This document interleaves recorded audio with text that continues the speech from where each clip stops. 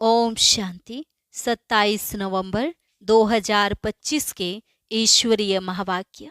पहले एक नज़र मुरली के मुख्य पॉइंट्स पर। बाबा ने कहा, यह है गॉडली पढ़ाई। इसको तो एक दिन भी मिस नहीं करना चाहिए और लेट भी नहीं पहुंचना चाहिए।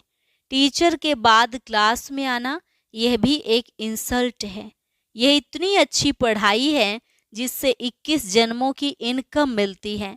फिर तुम सदा सुखी बन जाएंगे, वहाँ कभी बीमार नहीं होंगे, सदा अमर रहेंगे। फिर बाबा ने कहा, यहाँ किसी को भी घाटा नहीं हो सकता, चाहे कोई 2 दिन का बच्चा हो या पुराना हो, क्योंकि यहाँ एम ऑब्जेक्ट सबके लिए एक है। तुम्हारे में ताकत बहुत है। अगर तुम याद में रहकर भोजन बनाओ या खिलाओ तो बुद्धि इस तरफ खींचेगी। सर्विस करने वाला सपूत बच्चा जरूर बाप को बहुत प्यारा लगता है। लास्ट में बाबा ने कहा, तुम बहुत स्वीट चिल्ड्रन हो।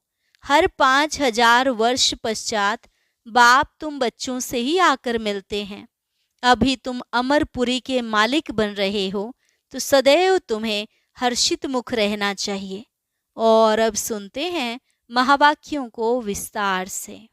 मुरली का सार। मीठे बच्चे, बाप जो पढ़ाते हैं उसे अच्छी रीति पढ़ो तो 21 जन्मों के लिए सोर्स ऑफ इनकम हो जाएगी, सदा सुखी बन जाएंगे।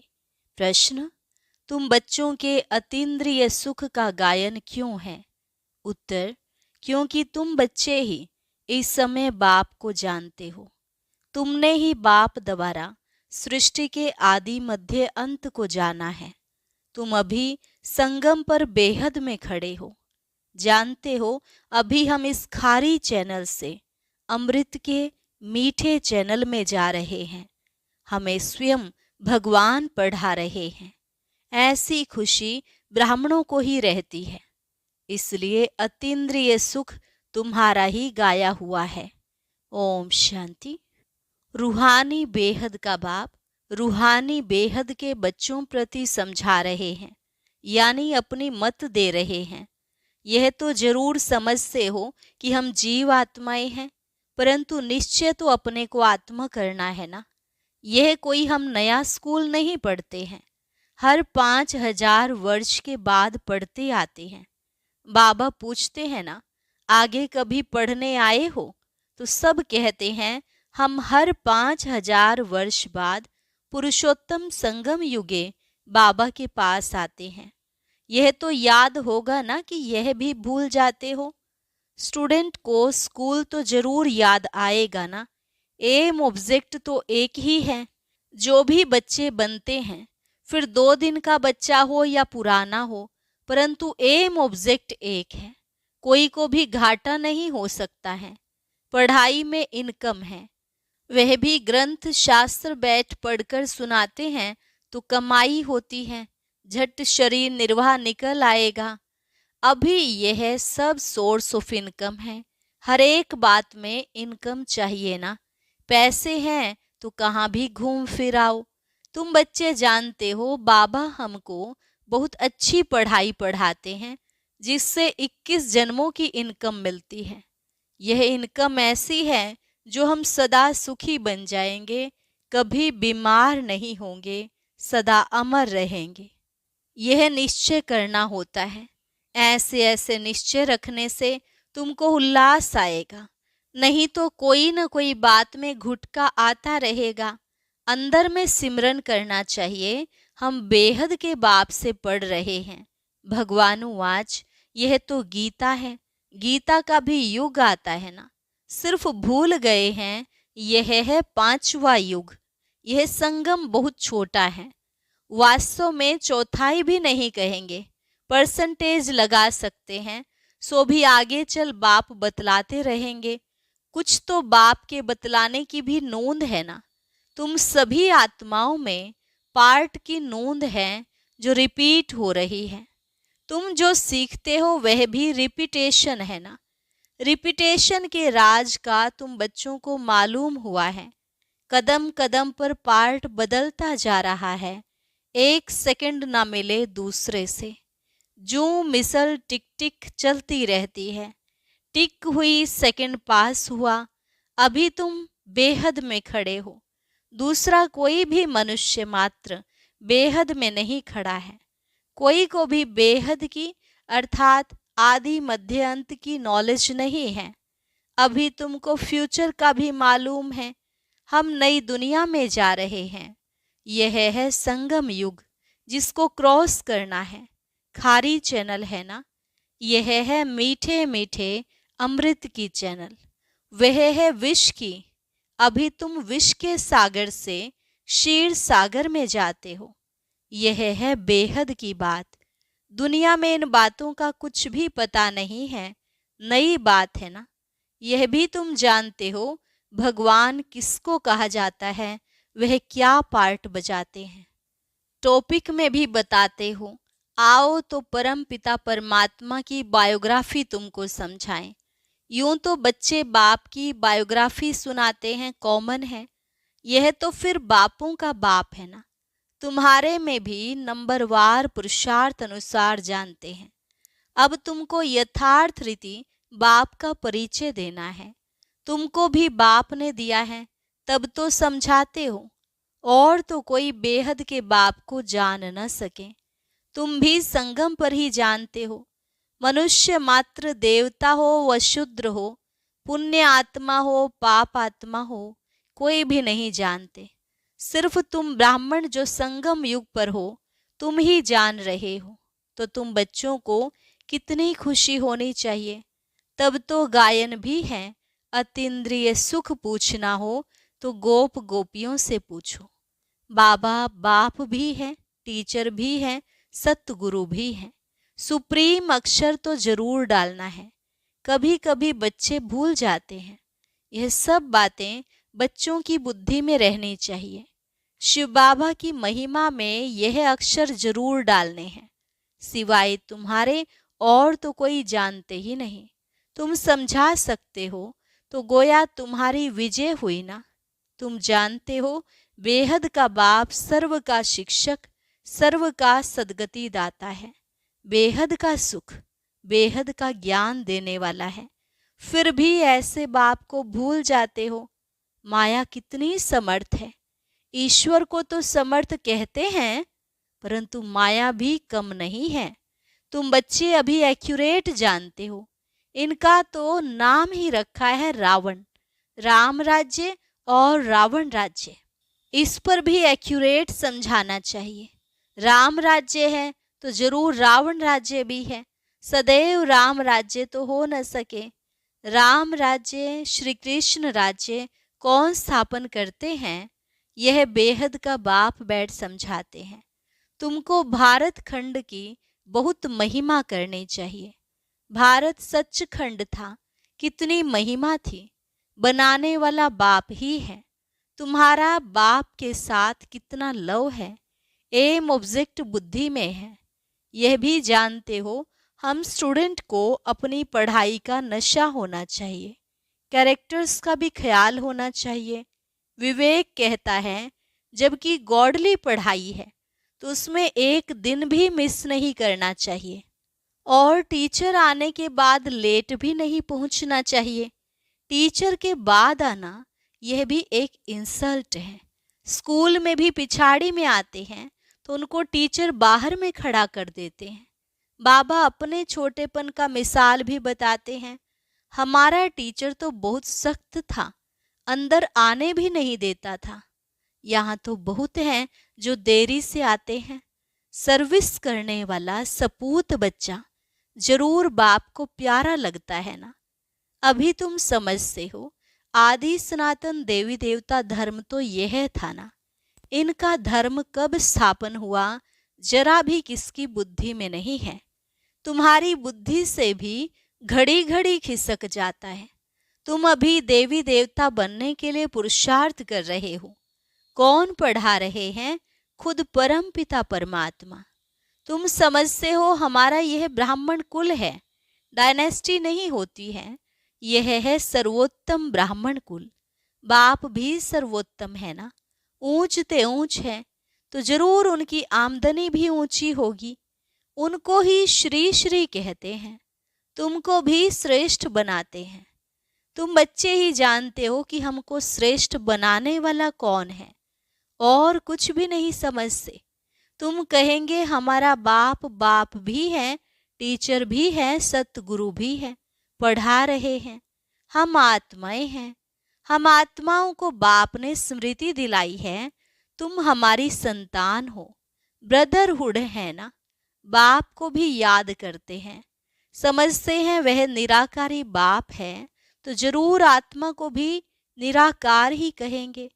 आत्मा ही एक शरीर छोड़ दूसरा लेती है, फिर पार्ट बजाती है। मनुष्य फिर आत्मा के बदले अपने को शरीर समझ लेते हैं। मैं आत्मा हूँ यह भूल जाते हैं। मैं कभी भूलता नहीं हूँ। तुम आत्माएं सभी हो सालीग्राम। मैं हूँ परम पिता, माना परम आत्मा।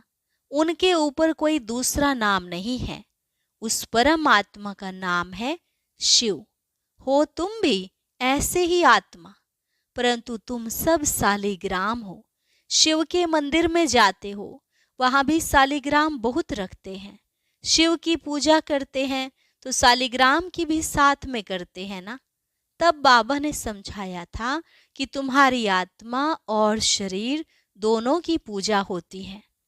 हमारी तो सिर्फ आत्मा की ही होती है, शरीर है नहीं। तुम कितना ऊंच बनते हो, बाबा को तो खुशी होती है ना। बाप गरीब होता है, बच्चे पढ़कर कितना चढ़ जाते हैं, क्या से क्या बन जाते हैं। बाप भी जानते हैं तुम कितने ऊंच थे, अब कितने ऑर्फन बन गए हो, बाप को ही नहीं जानते। अभी तुम बाप के बने हो तो सारे विश्व के मालिक बन जाते हो। बाप कहते हैं मुझे कहते ही हो हेवनली गॉड फादर। यह भी तुम जानते हो अभी स्वर्ग की स्थापना हो रही है, वहां क्या क्या होगा यह सिवाय तुम्हारे और कोई की बुद्धि में नहीं है। तुम्हारी बुद्धि में है कि हम विश्व के मालिक थे, अब बन रहे हैं। प्रजा भी ऐसे कहेगी ना कि हम मालिक हैं। यह बातें तुम बच्चों की ही बुद्धि में है, तो खुशी रहनी चाहिए ना। यह बातें सुनकर फिर दूसरों को सुनानी है, इसलिए सेंटर व म्यूजियम खोलते रहते हैं। जो कल्प पहले हुआ था वही होता रहेगा। म्यूजियम सेंटर शादी के लिए तुमको बहुत ऑफर करेंगे, फिर बहुत निकल पड़ेंगे। सबकी हड्डियां नर्म होती जाती हैं। सारी दुनिया की अब तुम हड्डियां नर्म करते जाते हो। तुम्हारे योग में ताकत कितनी जबरदस्त है। बाप कहते हैं तुम्हारे में ताकत बहुत है। भोजन तुम योग में रहकर बनाओ खिलाओ तो बुद्धि इस तरफ खींचेगी। भक्ति मार्ग में तो गुरुओं का झूठा भी खाते हैं। तुम बच्चे समझते हो भक्ति मार्ग का विस्तार तो बहुत है, उनका वर्णन नहीं कर सकते। यह बीज वह झाड़ है, बीज का वर्णन कर सकते हैं। बाकी कोई को बोलो पेड़ के पत्ते गिनती करो तो कर नहीं सकेंगे, अथाह पत्ते होते हैं। बीज में तो पत्ते की निशानी दिखाई नहीं पड़ती है। वंडर है ना, इनको भी कुदरत कहेंगे।